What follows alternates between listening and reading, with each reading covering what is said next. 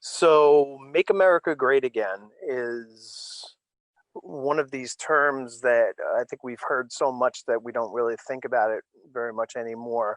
But I think it has a real frightening meaning that we need to discuss. And I think that we need to, somebody needs to answer, when was America great? What made it great? And why does this man think that it's not great anymore? At least in 2016. Uh, I'm not sure. I think we're great right now, but that's another question. The idea behind this is that Norman Rockwell, who's a famous illustrator, probably had as much to do with the idea of America as Hollywood or anyone else. Mostly through the cover illustrations that he did for the Saturday Evening Post from about 1916 for 47 years until the early 1960s. And it was his vision of America that largely drives what we think of when we think of America. Ronald Reagan once said, and I would like to say famously, although I have to admit I'd never heard this quote before, that he reminisces about a time when we didn't even know we had a racial problem. And of course, the reason that he didn't know that we had a racial problem was because he felt it was somebody else's problem and not his. And a lot of that viewpoint comes from the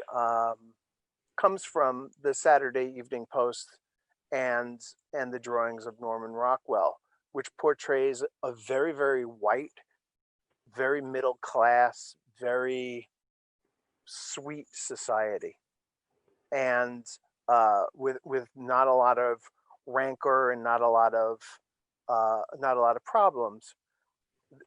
This is a painting that Rockwell did for another magazine to illustrate a story, and you can see that he draws on black stereotypes in a large way here. Um, really just wanted to point out the young girl who's praying, but giving a kind of sidelong glance at this woman from the city who has come into this church, a rural church, and not realize that she wasn't going to fit in very well there. Uh, that little girl sort of pops up again later on. So the Saturday Evening Post demanded of Rockwell that he only paint uh, people of color in subservient roles. And here you can see a cover that he did of a Pullman porter in a train, and it's an interesting idea here because the man looking down at the boy who is trying to figure out what kind of tip to leave on his first train ride is smiling very paternally and very indulgently at the young guy, uh, and is very much I think the heart of this painting, even though the painting is ostensibly about the young man. In the 1940s, Rockwell began to have a little bit more of an awakening. He this is this um, four painting set that he did based on FDR's Four Freedom speech. Is freedom of worship, freedom of speech, freedom of fear. Keep that one in mind for a second, and then freedom from want. And the idea for freedom from want is that this sort of matron of the family serving this big turkey, uh, the guy on the bottom who's kind of looking at us, observing them, kind of has this sly look on his face as if, uh, you know, not everybody has this. This is not something that everybody has. And his Rosie the Riveter uh, painting became very iconic. It was sold, I believe, for $5 million in auction in 2002. Rosie here is standing on Mein Kampf, um, and has a lot of symbols of different things. The painting itself, the pose that she's in, was stolen from I think it was Isaiah on the Sistine Chapel, the ceiling of the Sistine Chapel. And as time went on, he began to look into himself. As an older man, he got his own cover and wanted to tell his own story. And this quote kind of goes in with this painting of him painting himself, and he began to realize that that he wasn't really telling the story of America as it is in any kind of accurate way, and didn't like it anymore. But the Post wouldn't allow him to do more interesting paintings, more socially expressive paintings. And this is actually the last cover he ever painted. Uh, it's a man looking at a Jackson Pollock painting. It does accompany a story in the Saturday Evening Post called Our Negro Aristocracy. It doesn't have anything to do with that, but I think it does have something to do with the fact that he realized that his time, realistic painting, was passing on, and that he had to catch up with art as it was moving forward. And at about this time, he started undergoing psychotherapy with Erik Erikson, who, of course, is the psychologist who coined the term identity crisis. And Norman Rockwell, I think, did have an identity crisis. 1961, he painted this cover, or this cover was made of the saying in the Bible, "Do unto others as you would have do unto them," the golden rule. And I'll point your attention back to the little girl praying, because now she appears in another painting. And in the original version that he was going to do of this, she did not have books with her, but here she does. She's clutching school books. She's not praying anymore, which might speak to something that Heather brought up.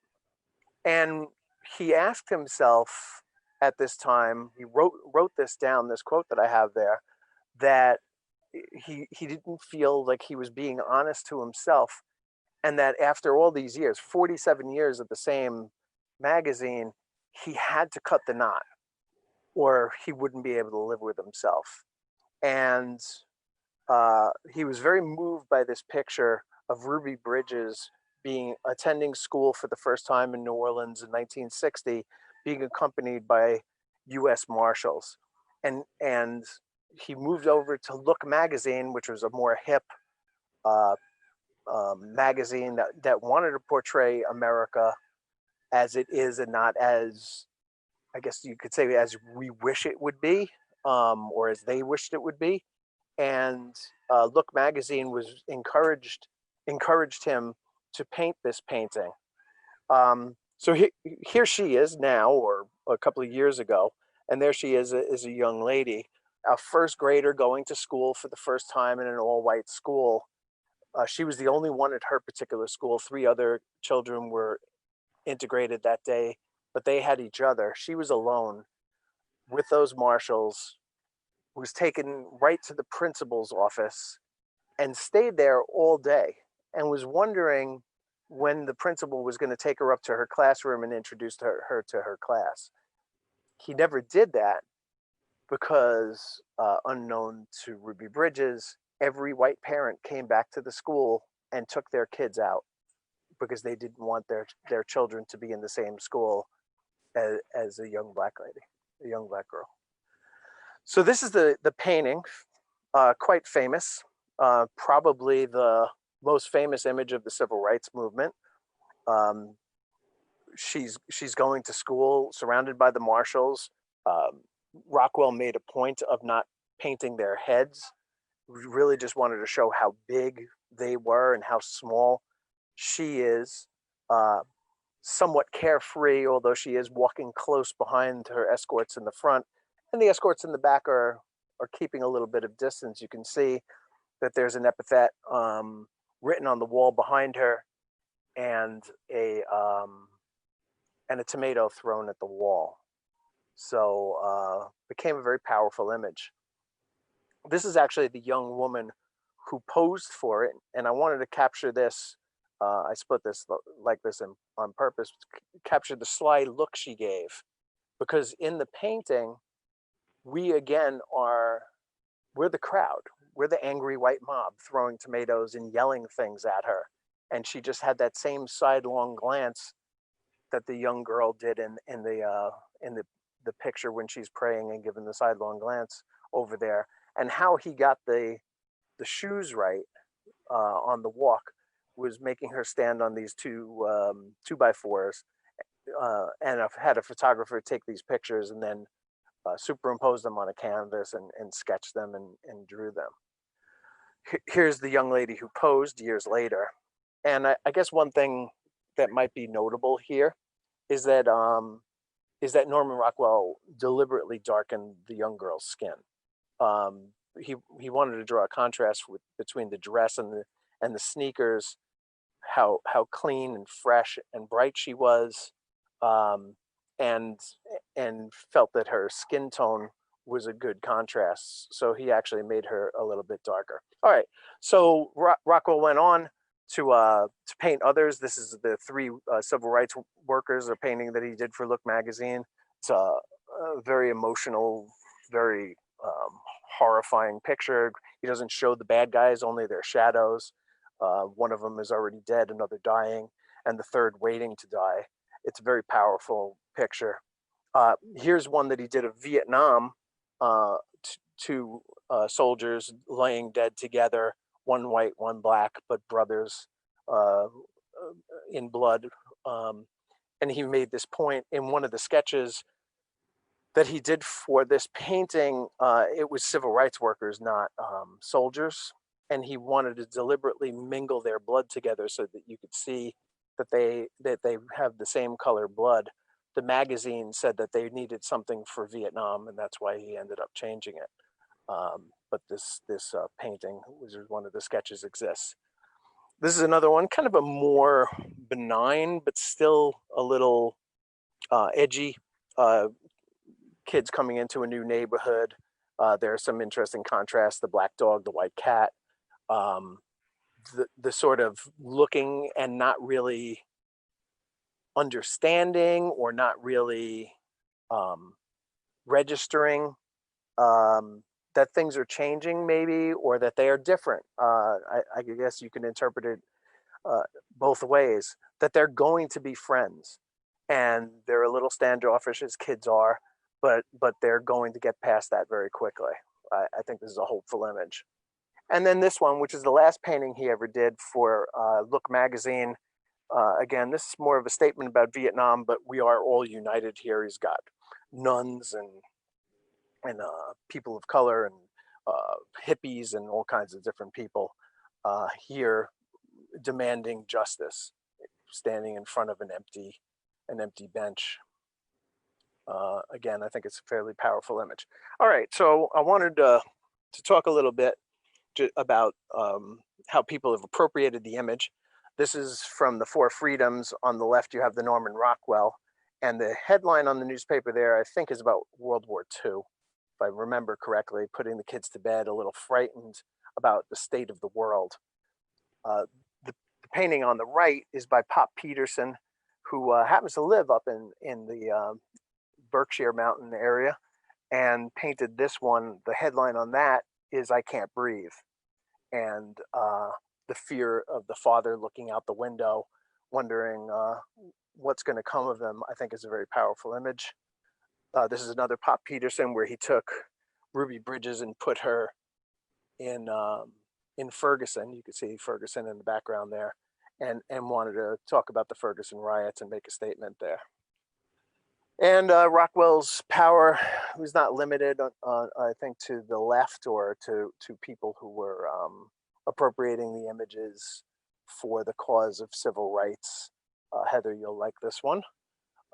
This is them drawing a cartoon of Betsy DeVos, who, and instead of the N-word up on graffitied over there, it's conservative, which I guess they're trying to say is the new N-word. And this is all about her wanting to destroy school choice. So I'll leave it here. I think my point, or at least one of my points, is that Rockwell, as an old man, really learned something. 70 years old, learned how to adapt himself to a changing world and understand that we're all people, and that skin color is no more determinative of character than hair color is. And I say that with Heather on the line there, knowing that she's a redhead and has a fiery temper. But that aside, it is I think a really important evolution, and I really wanted to call it out there, and I'm hoping to write a play about it, and maybe even a couple of articles. So there you have it. Thank you very much.